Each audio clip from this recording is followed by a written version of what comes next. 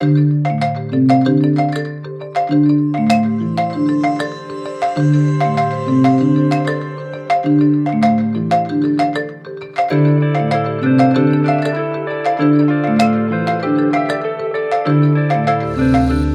so honored to be joined now by Lisa Marsh Ryerson, president of the AARP Foundation. Thanks for being here. Leslie, it's a treat to be here at GSA's scientific meeting, but really wonderful to be with you this morning. Thank you so much. Well, you're moderating a session about income security. Can you give us an overview of what you'll be talking about? Yeah, I'm really happy to have this opportunity to talk with you. We have a panel, a momentum session this afternoon at 3:30 at the conference. We're talking about income security and financial stability as the ultimate social determinant of health.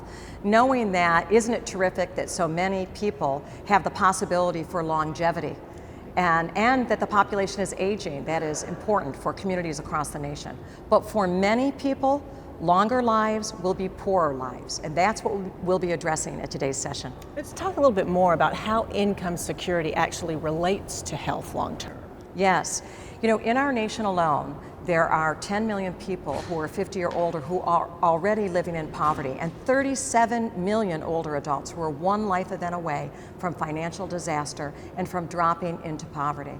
And so when you think about it, Leslie, if you do not have enough income to meet the basic essentials, it is facing impossible choices every day. Do I pay my rent?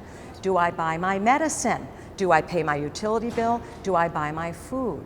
And so of course this relates to health. In the area of hunger, hunger is health. Food is medicine. We want individuals to have the resources they need across the lifespan so that they can take care of preventive health and chronic disease. And I would imagine too, when you have to start talking about getting care for these people as they age. That's right. That's a huge part of income security. Oh, absolutely it is. And for low-income people and their caregivers, so many caregivers become financial caregivers. So these are multi-generational concerns. But in this nation, remember the recent study that came out by the Federal Reserve, 40% of adults do not have $400 in emergency savings. So we have to come together to work on these issues and ensure that older adults have access to economic opportunity, good family-sustaining, wage-paying jobs, and access to tools and services so that they too can save and plan and meet their basic needs. Low-income people are at higher risk for preventable health conditions. That is unacceptable in this nation.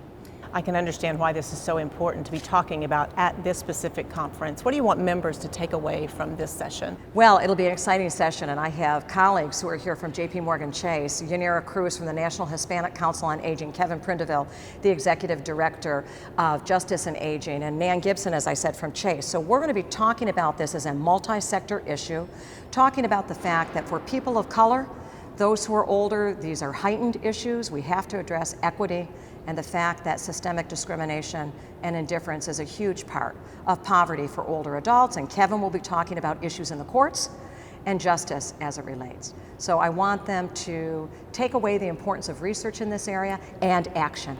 Great. Lisa Marsh Ryerson, thank you so much for Always being with us. Great to be here and great to talk to you, Leslie. Thanks.